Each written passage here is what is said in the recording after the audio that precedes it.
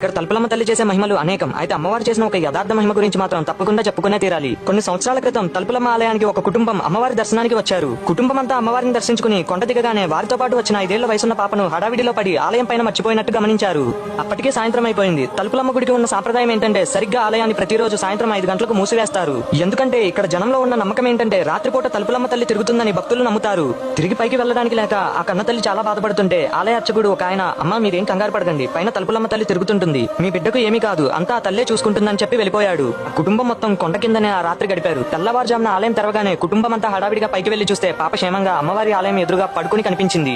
అలాగే పాప ఎంతో భయపడి ఉంటుందని భావించిన ఆ తల్లి పాపను లేపగా అప్పుడు ఆ పాప చెప్పిన సమాధానం ఏంటంటే, అమ్మా నువ్వు రాత్రంతా నా పక్కనే ఉన్నావుగా, ఎందుకలా ఏడుస్తున్నావు, రాత్రి నువ్వు నాకు కథ చెప్పి అన్నం తినిపించావుగా అని చెప్పేసరికి ఇక్కడున్న కుటుంబం మరియు భక్తులందరూ ఒక్కసారిగా ఉలిక్కిపడ్డారు. రాత్రి ఆ పిల్ల తల్లి రూపంలో వచ్చింది సాక్షాత్తు తలుపులమ్మ తల్లి అని వాళ్ళందరికీ అర్థమైంది. అంతేకాకుండా ఒకప్పుడు ఈ ప్రాంతంలో ఎవరికి ఏ ఆపద వచ్చినా ఒక 12 ఏళ్ల ఆడపిల్ల వచ్చి ఆ ఆపద తీర్చి వెళ్లేదట. మళ్ళీ ఎవరికి కనిపించేది కాదట. కష్టంలో ఉన్నవారు ఎవరైనా మళ్ళీ పిలిస్తే వెంటనే వచ్చేదట. ఆ పాప పేరు ఎవరికి తెలియదు కాబట్టి తలంపు వచ్చిన వెంటనే పలికే తల్లి కనుక ఆమెను తలంపులమ్మగా జనం కొలవడం ప్రారంభించారు. కాలక్రమేణా తలుపులమ్మ అయిందని తుని గ్రామస్తులు చెప్పే మాట.